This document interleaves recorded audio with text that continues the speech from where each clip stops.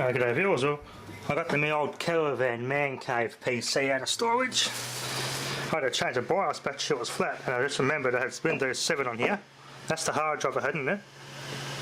Couldn't activate it, no point. Plus I can't get direct compatible display drivers that fit the motherboard in this thing, so not supported with Windows 7.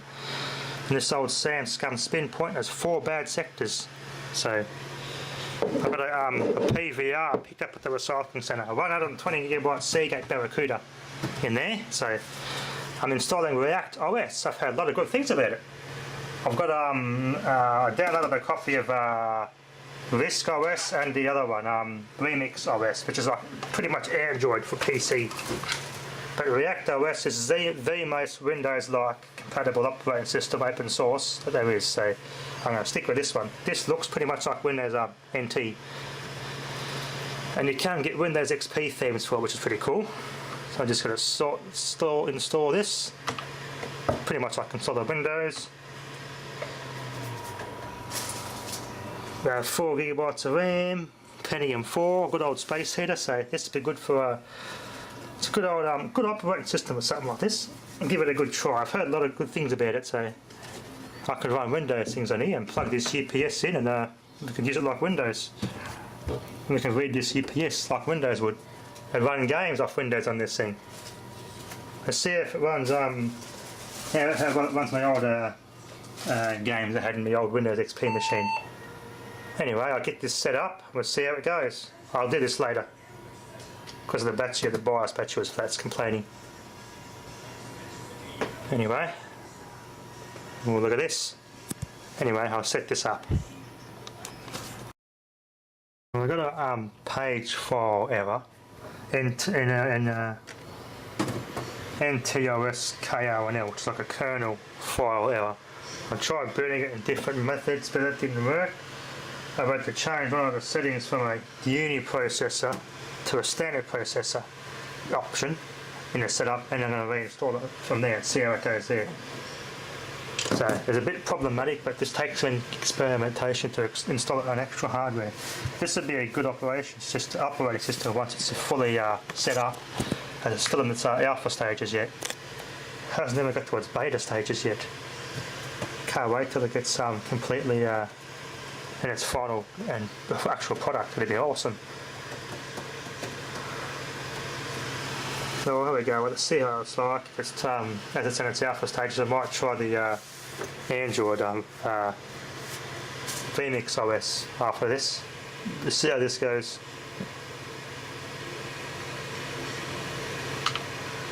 Let's see how we go. See how we go. Same thing. Yeah, it just takes a bit of experimentation. It's all to do with the hardware, depending on the PC you install it on. I think I want to try Remix OS. I'll experiment with React OS on a virtual machine, I think.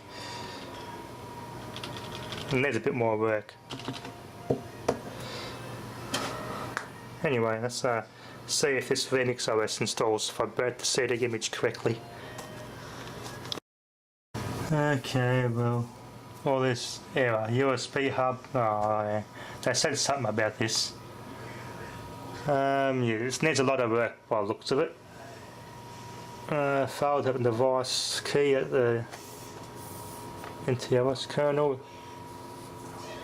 No PCI resource adjustment done. Hardware may malfunction. HID class this, USB hub. Unimplemented. It said something about disabling all the USB ports, but if I do that, I've got no keyboard or mouse. Got to use the PS2 ones. That's a bit of a shame. I didn't burn this image correctly, so I'll have to reburn the Remix OS to get that to work and try that one. React OS needs a bit more work done to it to get it to run right, so at this stage, it's best on a virtual machine.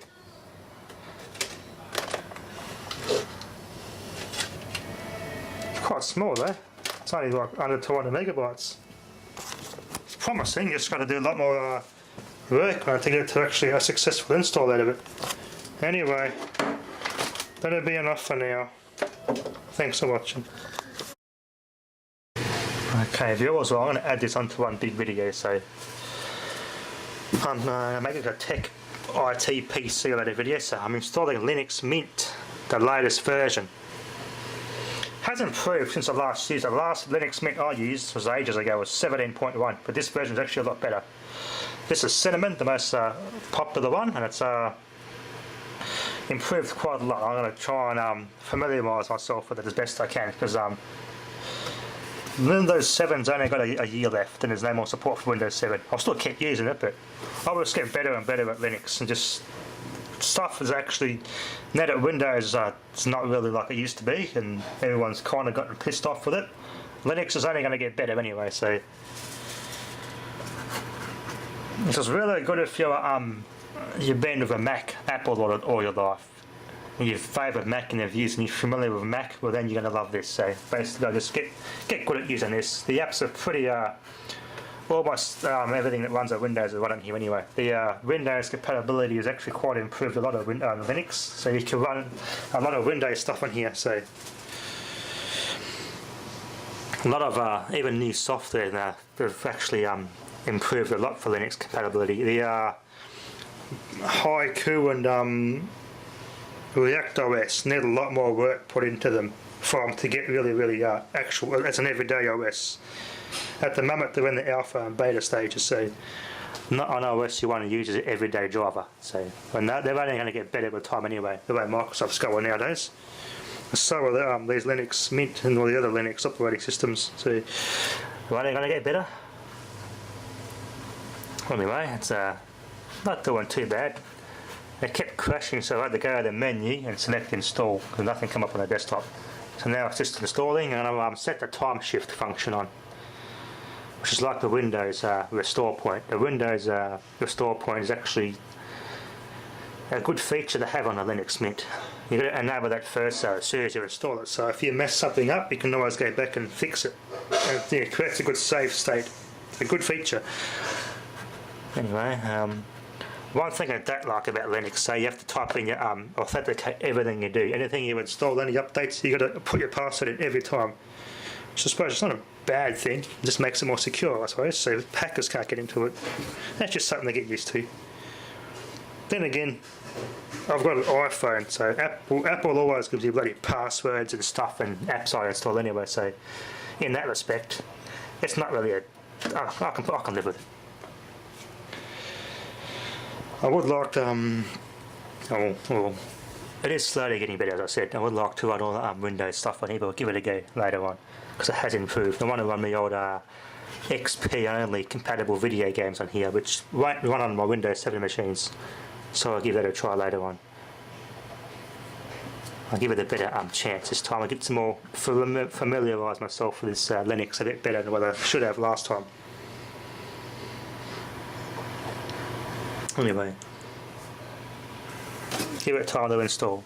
We'll see how it goes performance-wise. If it starts to suck and go really slow, I'll download the XFCE version of this, which is meant for crappier PCs, but it's not doing too bad. Anyway.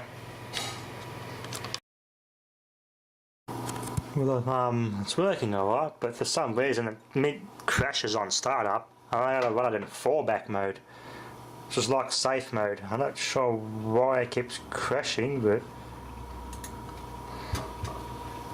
it seems to run alright in fallback mode. What's it not using like it's in safe mode? Let's see if the sound actually works in fallback mode.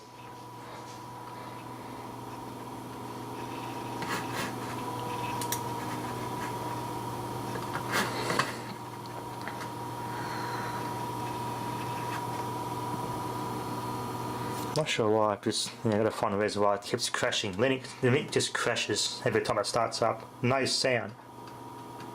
Looks like the sound doesn't work in fallback mode. Well, that's a bugger. It's just got an inbuilt speaker, but it's not working.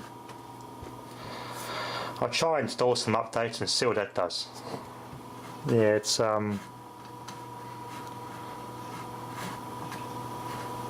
a bit sluggish, but not as sluggish as it was on the first try Linux on this thing. Let all the updates install, see what that does. I don't know why it crashes, but I've got to keep running it in fallback mode for some reason.